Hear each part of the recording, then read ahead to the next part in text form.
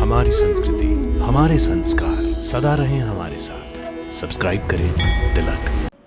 भगवान, छोटा भाई होने के नाते बड़े भाई की हर आज्ञा का पालन करना ही मेरा धर्म था। उसी मर्यादा का पालन करते समय मैं आपको कई बातों से रोक न सका। यदि मैं आपका बड़ा भाई होता तो मैं आपको कभी वन जाने और वहां पर नंगे पांव कांटों पर चलने की कभी आज्ञा न देता। उस समय यदि मेरे पास आपके बड़े भाई होने का अधिकार होता तो इससे पहले कि मेरे स्वामी और मेरी माता मेरी आंखों के सामने 14 वर्षों तक के वनवास में दुख सहते, मैं सारी धरती को तहस नहस कर देता। मेरी आपसे एक प्रार्थना है, इस बार जब आप अवतार धारण करने जाएं, तो मुझे अपना बड़ा भाई बनाकर आपकी सेवा का अवसर प्रदान करें। ये देखो क्या हो रहा है। मेरे उदर से एक प्रकाश सा चारों ओर फैल रहा है और देखो मेरा उदर भी बढ़ता जा रहा है। समझ में नहीं आ रहा ये कैसी घटना है। ये घटना नहीं है दीदी, ये तो देवी चमत्कार है। कैसी अनर्गल बातें कर रही हो। भला भला कभी ऐसा संभव होता है? भगवती योग माया ने देवकी के गर्भ से संकर्षण करके जो दिव्य जीव तुम्हारी कोख में स्थापित किया है, वो बालक साधारण जीव नहीं है। वो परम दिव्य और महातेजस्वी शक्ति है। जब देवकी के अष्टम गर्भ से जगत का तारनहार प्रकट होगा तो तुम्हारा ये दिव्य बालक असुरों के विनाश में उनकी सहायता करेगा।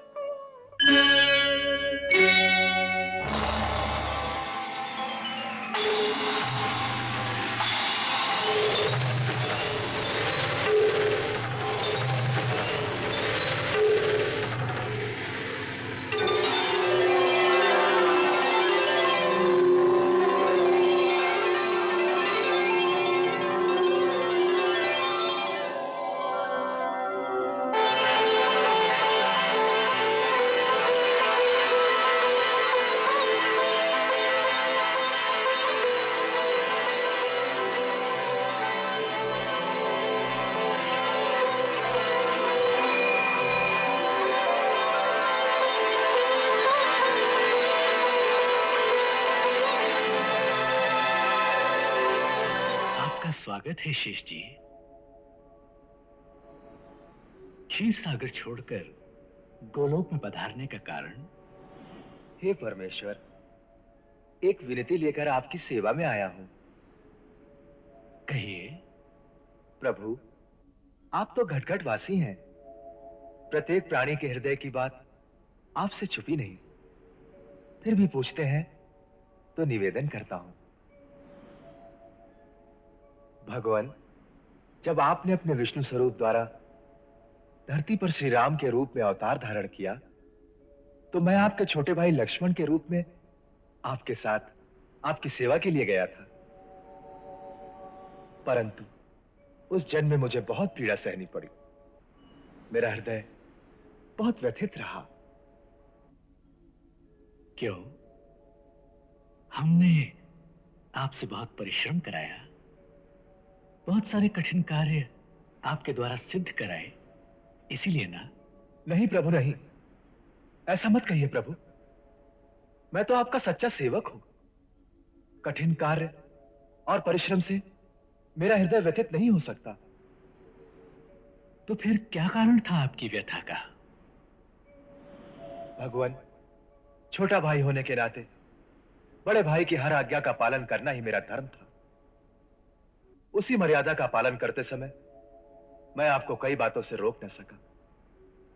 यदि मैं आपका बड़ा भाई होता तो मैं आपको कभी वन जाने और वहां पर नंगे पांव कांटों पर चलने की कभी आज्ञा न देता।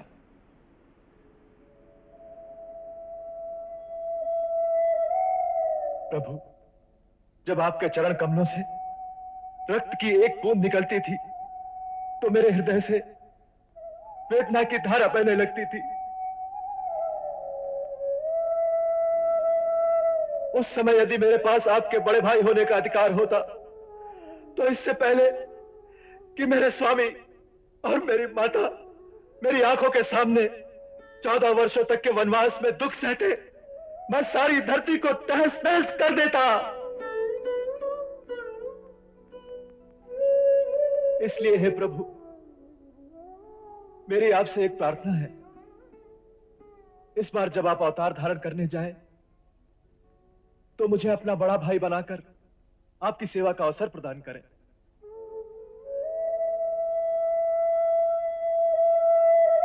बस इतनी सी प्रार्थना लेकर आया हूं, अपना सच्चा सेवक जानकर इसे स्वीकार कर लें और मुझे माता देवकी के सप्तम गर्भ में जाने की आज्ञा दें।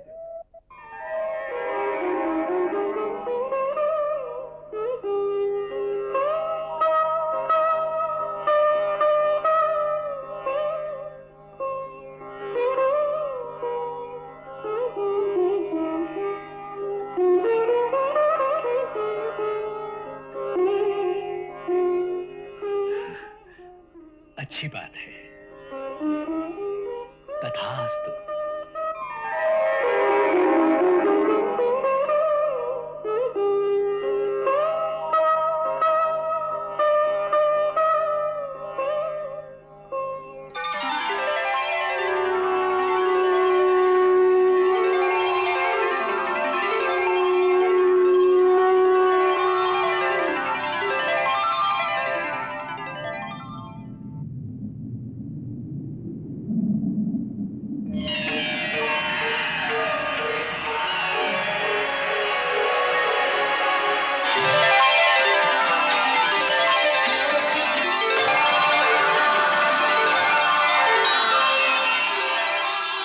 उनके गर्भ में आते ही कारागार में चारों ओर एक दिव्य प्रकाश फैल गया।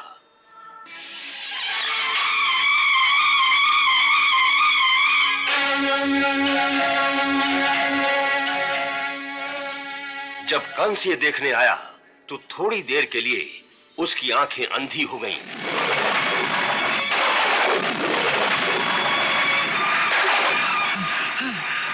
मेरी आंखें, मेरी दृष्टि, मुझे कुछ दिखाई नहीं दे रहा है चारों, मुझे कुछ दिखाई नहीं दे रहा है। और फिर चारों ओर उसे एक काला नाग दिखाई देने लगा। मुझे यहाँ से बाहर ले चलो, मुझे यहाँ से ले चलो बाहर। इतने में भगवान श्री कृष्ण ने योग माया को आज्ञा दी। देवी योग माया, अब तुम मथुरा में जाओ।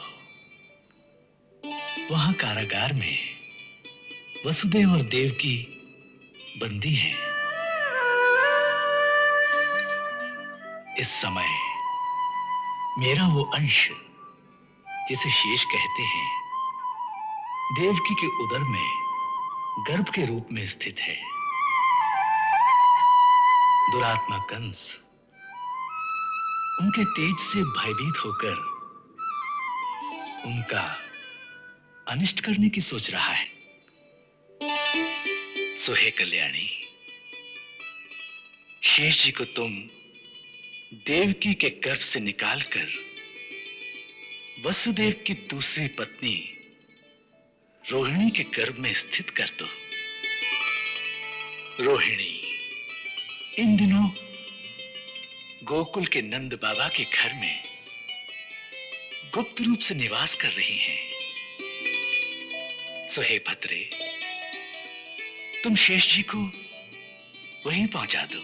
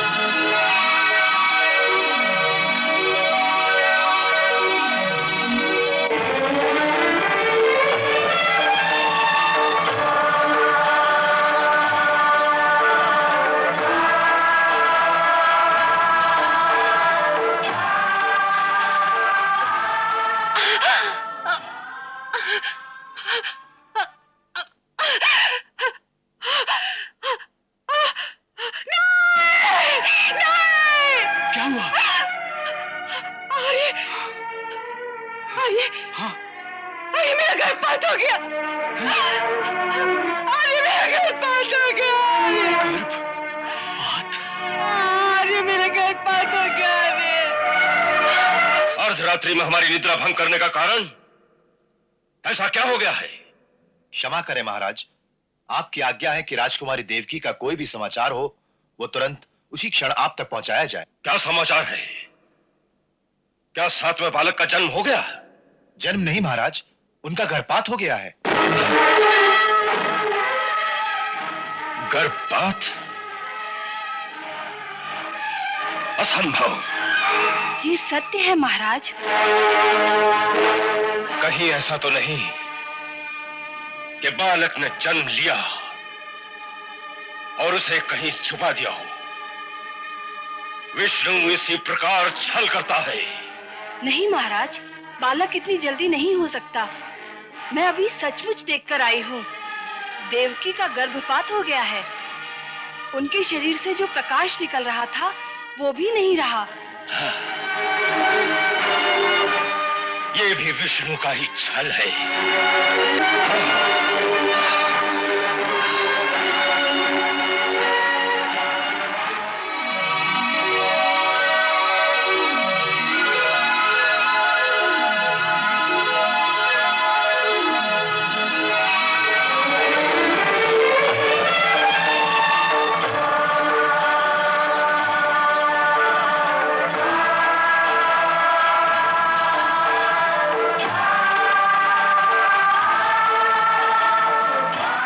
आत्मा यशोदा, जागो जागो।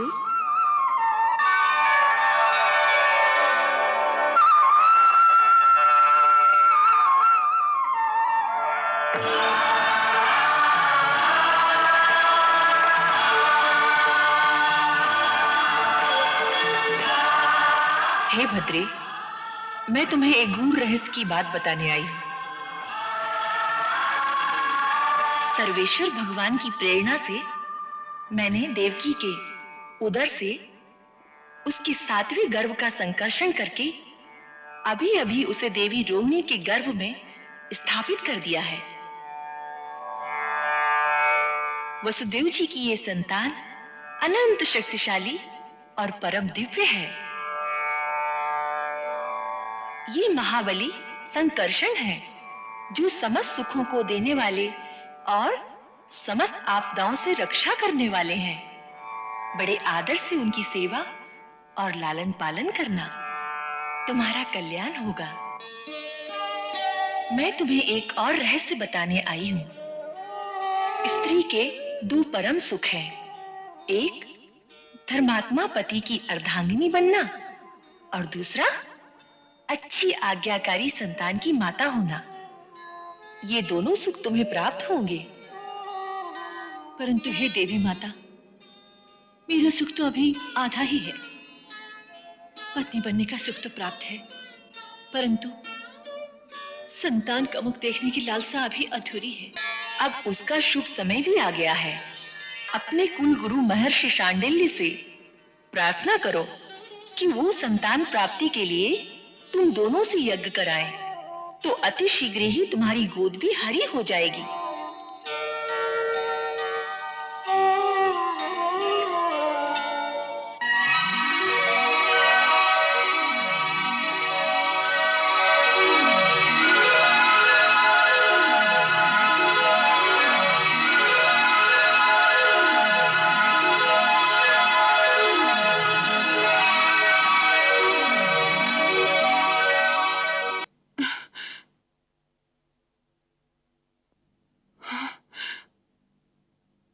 उठिए ना स्वामी।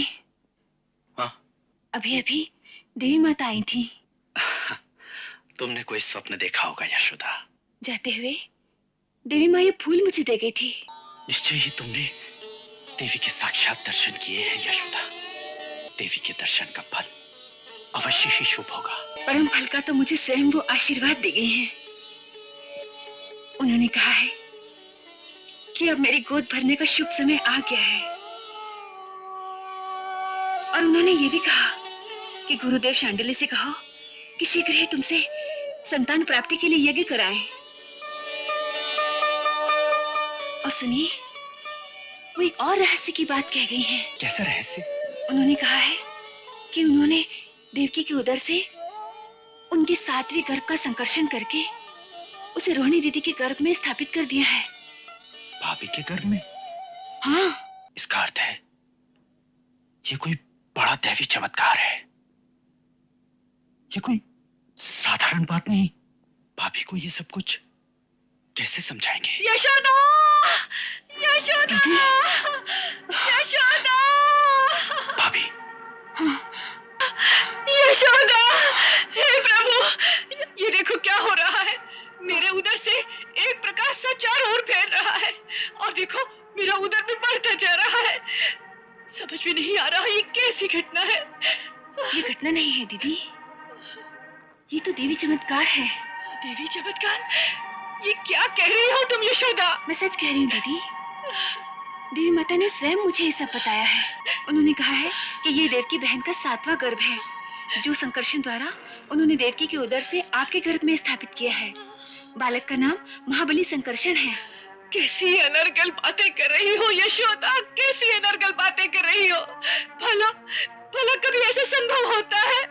ईश्वर की इच्छा के आगे कुछ भी असंभव नहीं है भाभी। ये सत्य है, परम सत्य है। इसका मुझे पूरा विश्वास है। भ्रम को विश्वास कहते हैं नंदराय जी। भला भला क्या प्रमाण है इसका आपके पास? प्रमाण है ये दिव्य तेज जो आपके उदर से निकलकर चारों ओर सूर्य के प्रकाश की भांति फैल रहा है। क्या ये असंभव बात नहीं है? और दूसरा प्रमाण है ये पुष्प। पुष्प? हाँ, इसे देवी माता स्वयं यशोदा को दे गई थी।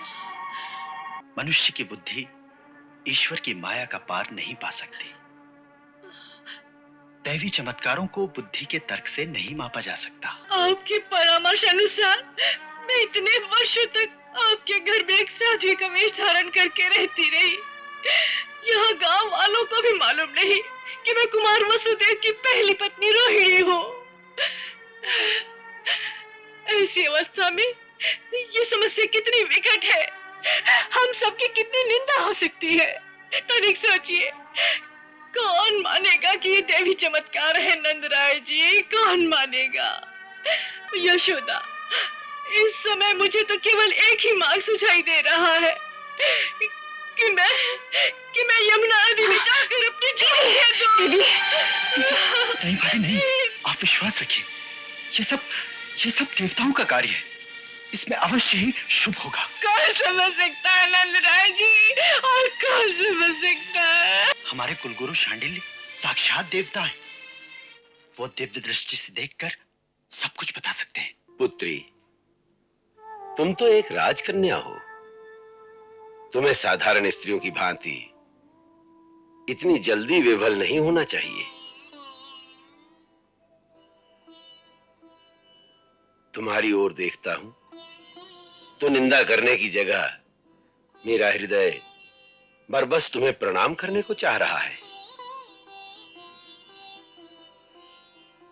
इसलिए अवश्य कोई परम दैवी शक्ति है जो तुम्हें मातृत्व का गौरव प्रदान करने के लिए आई है।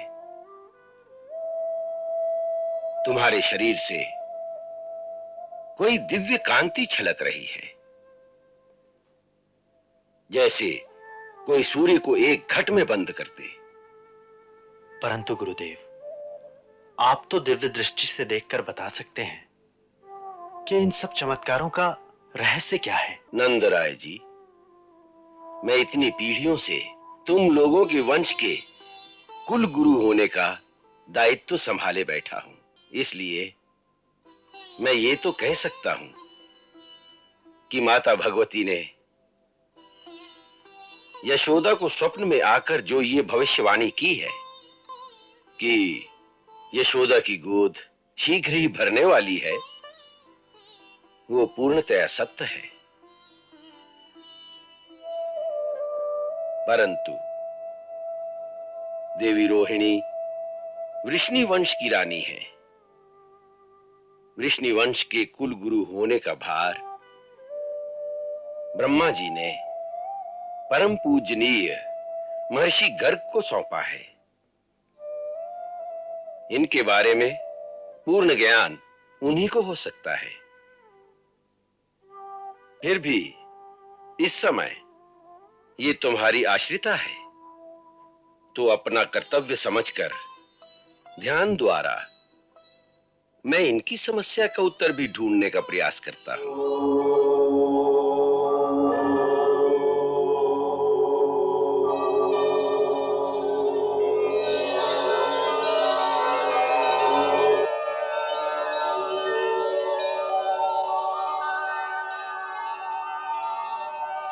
आप तो स्वयं ब्रह्मा जी के पुत्र हैं, उस पर शिव जी के साक्षात शिष्य भी हैं। भूत और भविष्य तो आपको हाथ पर रखे आंवले की भांति दिखाई देता है। हे महामुनि, भविष्य की घटना उसे कहते हैं जिसे विधाता ने पहले से ही निर्धारित कर दिया हो। उसकी भविष्यवाणी तो की जा सकती है, परंतु अब जो होने जा रहा है वो उनकी इच्छा पर निर्भर है, जो विधाता के भी विधाता हैं। उनकी इच्छा मात्र से सृष्टियां बनती हैं, मिट जाती हैं। ब्रह्मा आते हैं, चले जाते हैं और फिर नए ब्रह्मा आते हैं।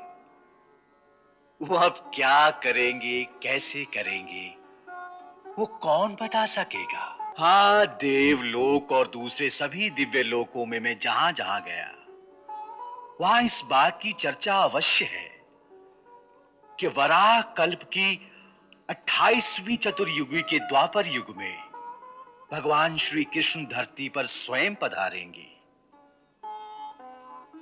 सो अब ये बात निश्चित है कि अवतार ग्रहण का समय आ गया है, और विष्णु वंश का कुल गुरु होने के नाते मैं ये भी जान गया हूं कि देवकी के 7वें गर्भ का संकर्षण करके जिन्हें अब रोहिणी के गर्भ में स्थापित किया गया है, वो स्वयं भगवान शेषनाग हैं। परंतु इस रहस्य को अब गुप्त ही रखना उचित होगा। परंतु देवकी की कोख से जन्म क्यों नहीं मिला? इसलिए कि रोहिणी पिछले जन्म में महर्षि कश्यप की दूसरी पत्नी कद्रु थी, जिसने सब नागों को जन्म दिया था और नागमाता कहलाई। उस जन्म में स्वयं वसुदेव जी ही महर्षि कश्यप थे और देवकी उनकी ज्येष्ठ पत्नी अदिति थी। तब अदिति के गर्भ से वामन भगवान का जन्म हुआ और कद्रु के गर्भ से नाग सृष्टि बनी। इसीलिए भगवान शेषनाग माता रोहिणी को अपनी माता होने का गौरव प्रदान करने आए हैं। बस इसके आगे कुछ दिखाई नहीं दे रहा। आगे केवल प्रकाश ही प्रकाश दिखता है, जैसे कि कोटि कोटि सूर्यों का प्रकाश हो, जिसे देखकर दिव्य चक्षु भी चौंधिया जाते हैं।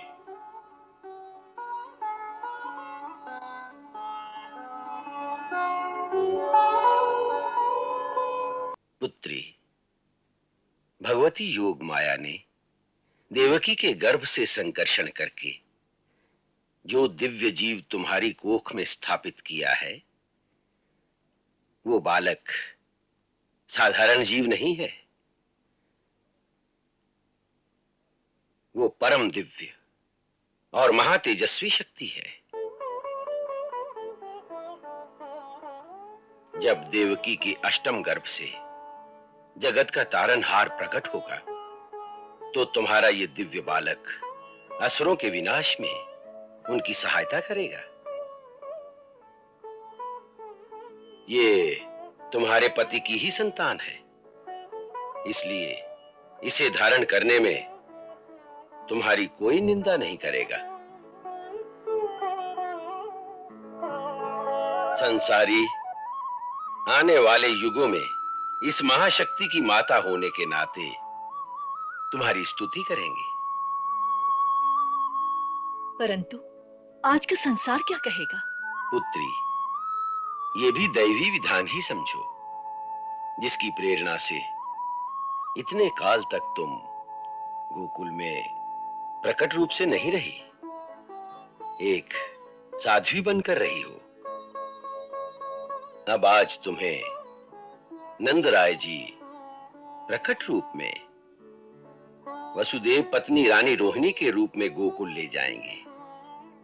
सब लोग ये समझ लेंगे कि नंदराय जी मथुरा से निकालकर तुम्हें इसलिए यहां ले आए हैं ताकि कंस के हाथों कम से कम वसुदेव जी की ये एक संतान तो बच सके।